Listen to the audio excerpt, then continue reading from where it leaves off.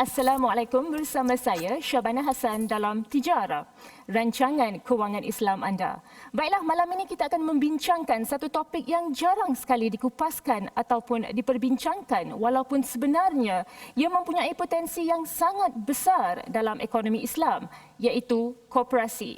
Berdasarkan fakta, penubuhan koperasi di Malaysia telah pun wujud sejak 1922 dan sehingga sekarang terdapat kira-kira 14,000 koperasi yang disertai 6 juta ahli. Walau bagaimanapun, daripada jumlah tersebut, sumbangan kepada KDNK negara pada ketika ini tidak melebihi dari 3% sahaja. Jadi ini menimbulkan persoalannya, apa yang membuatkan koperasi hanya menyumbang tidak lebih dari 3% kepada KDNK negara, walaupun ia sebenarnya berlandaskan prinsip-prinsip dan juga nilai-nilai murni Islam, seperti prihatin terhadap komuniti, konsep kerjasama, saling bantu-membantu. Jadi ini semua menunjukkan bahawa koperasi sebenarnya mempunyai potensi yang sangat besar dalam ekonomi Islam. Bukan itu sahaja, koperasi juga dilihat sebagai antara organisasi yang efektif dalam membantu orang ramai, terutama dalam situasi getir seperti pandemik COVID-19 dan juga bencana alam yang dialami masyarakat baru-baru ini. Jadi bagi merungkai dengan lebih lanjut potensi, peranan, harapan dan juga contoh koperasi patuh syariah yang ada di Malaysia, untuk slot pertama Tijara, kita akan bersama dengan panel jemputan kita iaitu Tuan Haji Zazali bin Harun selaku Timbalan Pengerusi Eksekutif Suruhanjaya Koperasi Malaysia SKM. Assalamualaikum Tuan Haji. Waalaikumsalam. Terima kasih kerana sudi bersama kami di Tijara hari ini. Terima kasih banyak kerana jemput kita lah datang kemari. Terima kasih. Baik Tuan Haji, kalau kita lihat ya, gerakan koperasi di Malaysia sudah berusia hampir 100 tahun ya. Namun masih ramai yang agak keliru tentang peranan koperasi yang sebenar. Jadi di minggu lepas saya bersama CEO Co-op Bank Pertama ada membincangkan ya bagaimana koperasi ini sebenarnya mempunyai nilai-nilai yang sangat murni kerana ia berasaskan prinsip tolong menolong, bekerjasama ataupun saling bantu-membantu di antara individu. Dan sifat inilah yang membuatkan sesebuah koperasi itu menjadi sangat mesra pelanggan. Jadi persoalan saya di sini ya Tuan Haji ya, bagaimana sesebuah koperasi itu dengan prinsip tolong-menolongnya boleh memainkan peranan untuk membantu masyarakat bagi menaikkan taraf ekonomi mereka, terutama apabila ramai yang terjejas akibat musibah yang dilanda negara kita ini. Ya. Terima kasih Puan. Terlebih dahulu betul lah yang gerakan koperasi di Malaysia ni dah hampir 100 tahun, 1922. Dan kalau kita lihat gerakan koperasi ini selalu kita sebut dia sektor yang ketiga. Maknanya selepas sektor kerajaan dalam memberi pembangunan kerajaan negara, kita ada sektor swasta dan juga sektor koperasi.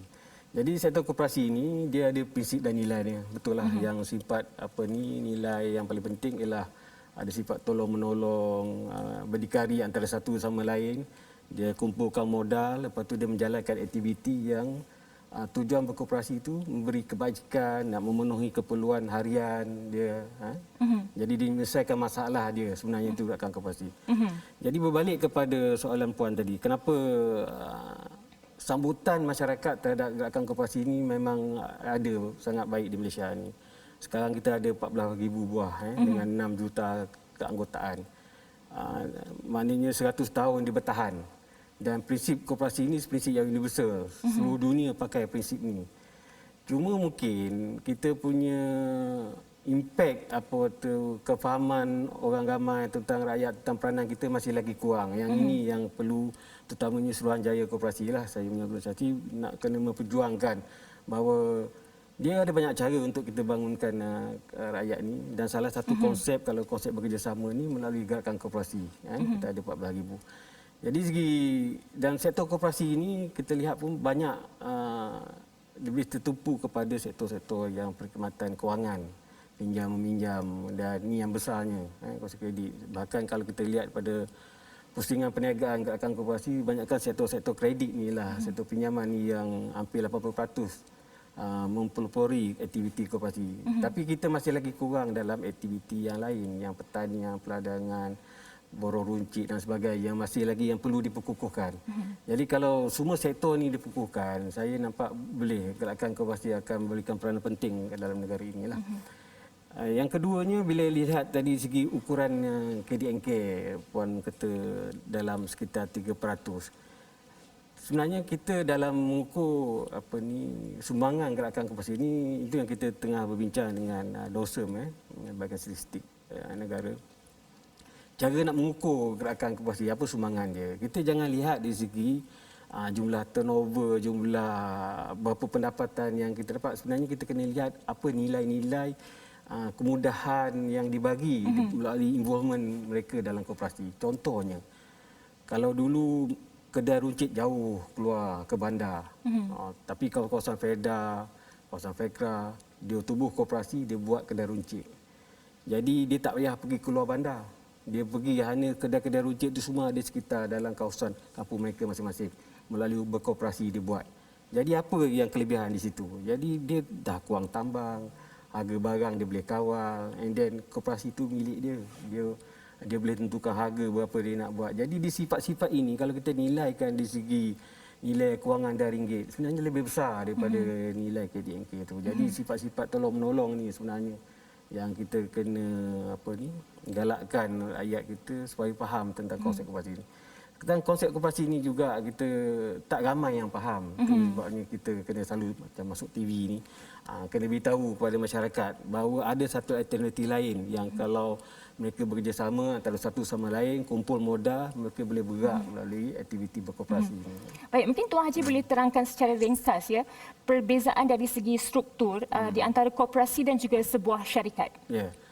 Yang paling penting selalu kalau kita belajar koperasi ini, sebab koperasi ini dia ada 3 sifat. Yang pertamanya, modal dia dikeluarkan oleh kita ahli. Yang kedua, kita adalah pelanggan. Sebab kita dah buat koperasi kita pelanggan. Yang ketiga, kita menguruskan koperasi ini. Jadi beza. Dan motif kita tidak takkan untung yang tinggi sebab kita nak beri perkhidmatan servis kepada ahli kita dengan harga yang murah. Kalau itu value ringgit dah banyak dah. Beza dengan syarikat, dia mementingkan keuntungan. Kan?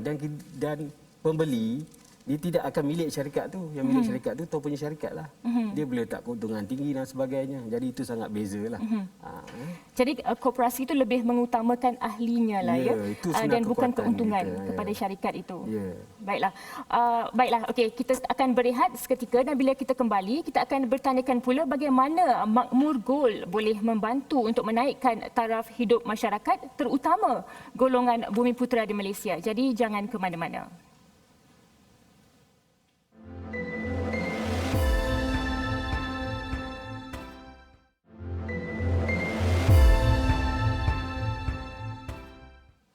Terima kasih kerana masih lagi bersama saya dalam Tijara.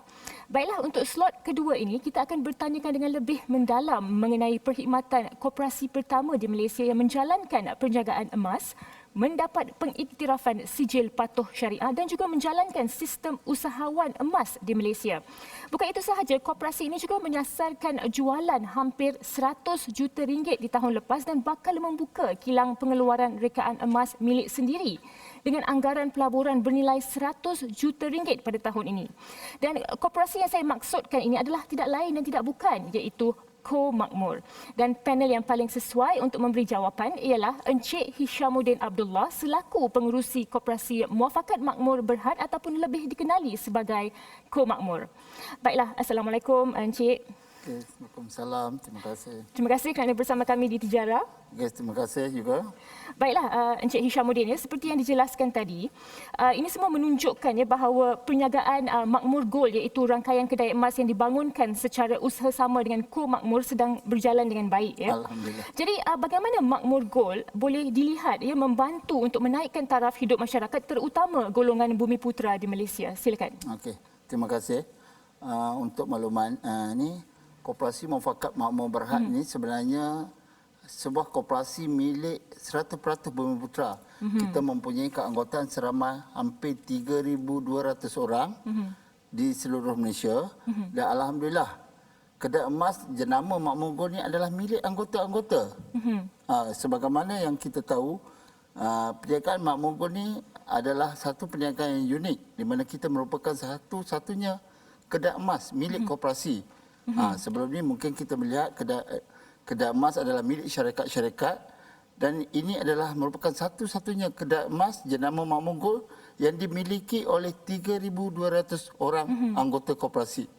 Okey, jadi keistimewaan koperasi kami ni kami mempunyai menjalankan perniagaan kedai emas di mana kami mempunyai produk barang kemas dan juga mengeluarkan wafer emas 1 gram, 5 gram, 10 gram dan 100 gram dengan jenama Makmur Gold. Jadi keuntungan Makmur Gold ini akan dimiliki oleh anggota-anggotanya ya. Ya, betul. Dan anggotanya adalah sepenuhnya Bumiputra. Ya, betul. Baiklah, secara ringkas ya Encik Hishamuddin, apakah di antara perkhidmatan Makmur Gold yang dilihat mampu untuk menarik minat orang ramai terutama dalam situasi ekonomi sekarang yang agak mencabar? Okey. Untuk makluman semua juga, apabila kita memiliki satu perniagaan sebenarnya automatik para anggota yang juga pemilik kedai Makmur Gold ni akan mendapat harga yang istimewa. Yang kita sedia maklum, anggota Makmur Gold ni akan mendapat harga diskaun sebanyak RM10 1 gram untuk setiap pembelian barang kemas di mana-mana cawangan kedai Makmur Gold. Dan juga anggota koperasi Makmur Gold juga boleh bertindak menjadi usahawan emas Makmur Gold, di mana dengan sistem yang telah kita bangunkan, anggota-anggota koperasi ini boleh juga menjadi tokek emas secara sambilan.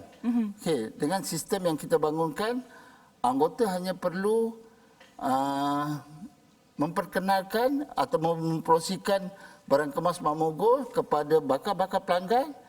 Dan sekiranya pelanggan datang ke kedai membuat pembelian, para anggota ini akan mendapat keuntungan sebanyak RM10 1 gram. Dan mereka juga, anggota-anggota ini boleh memberi diskaun kepada bakal-bakal pelanggan mereka. Jadi anggota Bumiputra ni Encik mendapat harga istimewa Ya, ya, betul. iaitu mendapat diskaun RM10 untuk 1 gram. Ya, betul. Baiklah. Jadi selain dari itu ya Encik Hishamuddin ya, Makmur Gold juga pernah menafikan dakwaan ya bahawa pihaknya pernah terlibat dengan skim pelaburan emas yang diberi nama www.uniquegold.com. Jadi dakwaan seperti ini sudah pasti akan mencemarkan nama Makmur Gold kerana begitu banyak penipuan yang telah berlaku dengan pelaburan emas, sampai bila masyarakat ni bila mendengar sahaja nama syarikat yang terlibat dengan pelaburan emas, mereka akan menjadi skeptikal dan juga ragu-ragu ya. Jadi bagaimana ya Encik Hishamuddin boleh memastikan bahawa pelaburan emas di Makmur Gold ini adalah 100% selamat, patuh syariah dan juga tiada sebarang penipuan di dalamnya? Okey, terima kasih Puan Pengerusi. Di Makmur Gold kita mempunyai satu jawatankuasa ahli lembaga yang terdiri daripada 9 orang ahli lembaga yang dilantik secara pengundian melalui mesyuarat agung tahunan yang dijalankan oleh pihak koperasi. Dan pihak koperasi juga sebenarnya dipantau sepenuhnya oleh Suruhanjaya Koperasi Malaysia, badan penyelia gerakan koperasi di Malaysia. Dan untuk soalan tadi, terdapat syarikat yang menggunakan nama Makmur Gold untuk menjalankan aktiviti tidak sihat, contoh skamer apa semua. Dan sebenarnya banyak syarikat di luar sana yang menjual emas tanpa wujudnya emas. Dan kelebihan di Makmur Gold, kita memiliki rangkaian kedai emas. Dan kita terbukti dengan memenuhi CJ patuh syariah yang dikeluarkan oleh pihak angkasa. Dan kita juga mempunyai panel syariah kita sendiri yang akan memantau sepenuhnya gerakan aktiviti-aktiviti perniagaan kita sepenuhnya. Jadi ada 3 faktor utama di sinilah ya Encik Hishamuddin. Yang pertama adanya sebuah jawatan kuasa. Yang kedua dipantau oleh SKM. Dan yang ketiga mempunyai sijil patuh syariah ya, dan juga syariah advisors yang tersendiri oleh Makmur Gold. Baiklah, terima kasih Encik Hishamuddin di atas penjelasannya. Kita akan berehat seketika sahaja dan bila kita kembali, kita akan bertanyakan pula mengenai kelebihan yang ada di dalam pelaburan koperasi. Jadi jangan ke mana-mana. Sebentar sahaja.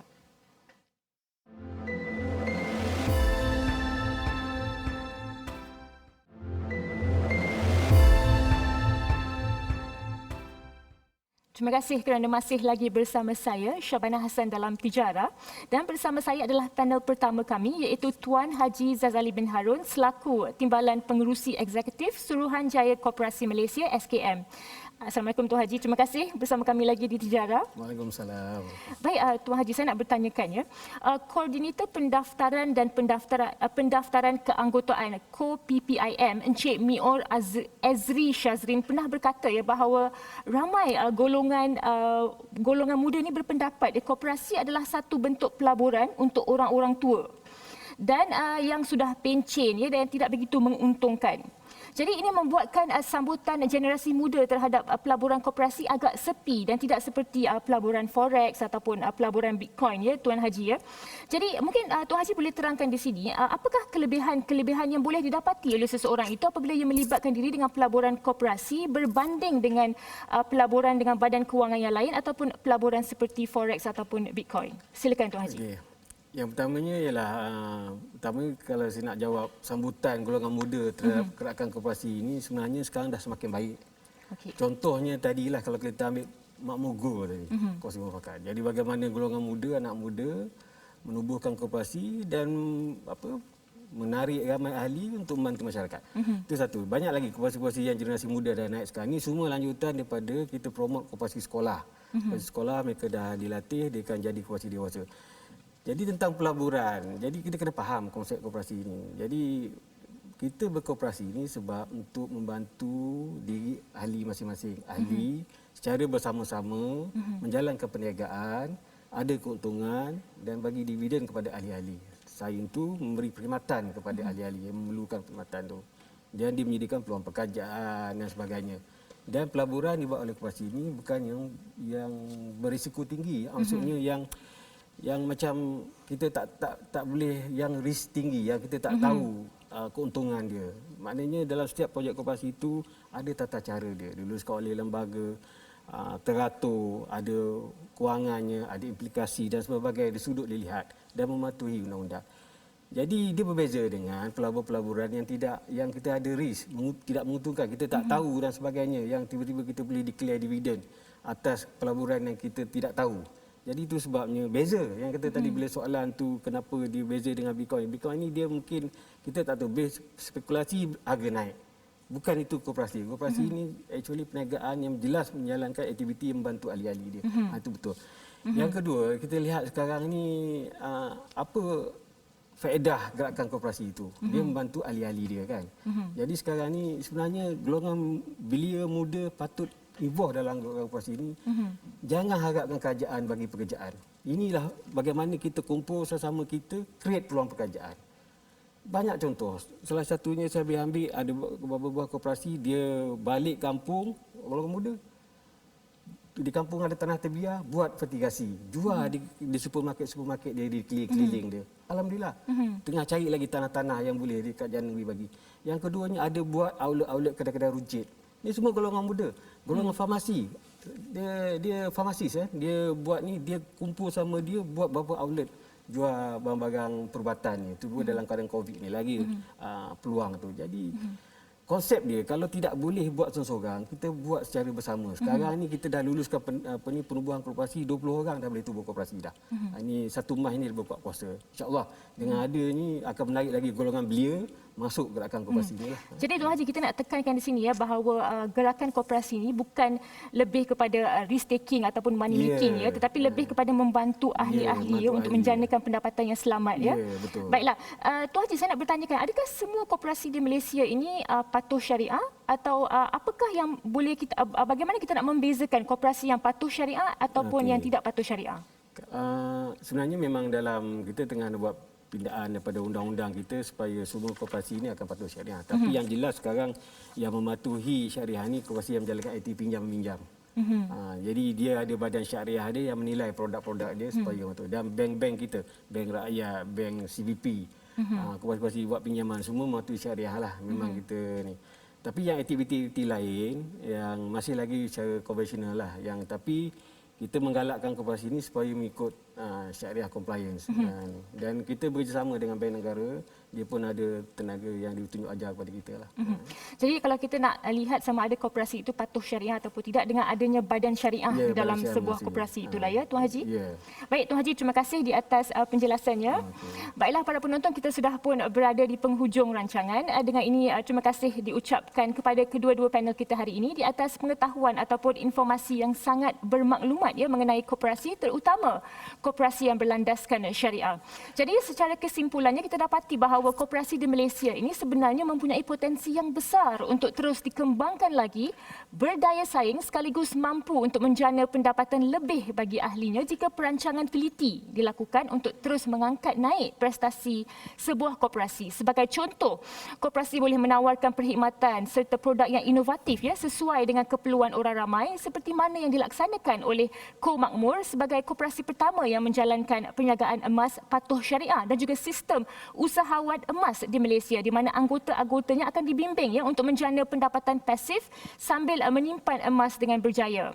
Selain itu, koperasi juga dilihat ia membuka peluang penlibatan dari semua lapisan masyarakat. Ia dah bukan hanya untuk golongan tertentu sahaja. Dan melalui ini ia sebenarnya dapat membantu masyarakat Islam kita terutama golongan yang memerlukan dalam menjadikan koperasi sebagai platform untuk menjana pendapatan tambahan selari dengan konsep yang berpegang kepada ajaran Islam. Akhir sekali, Institut Koperasi Islam IKM dengan sinar harapan buat pembangunan koperasi di masa akan datang telah meletakkan ya sasaran 15% sumbangan kepada KDNK negara buat bagi tempoh 10 tahun akan datang jika dibandingkan dengan sumbangan pada ketika ini yang tidak lebih dari 3% sahaja. Akhir sekali, insya-Allah ya dengan menjadi anggota koperasi yang berlandaskan syariah, berpegang pada ajaran Islam, bersama-sama kita akan membangunkan ekonomi negara dan terus memartabatkan ekonomi Islam. Sampai di sini sahaja. Terima kasih buat semua yang menonton. Kita bertemu lagi di minggu hadapan dalam Tijarah, rancangan kewangan Islam anda. Sekian, Assalamualaikum.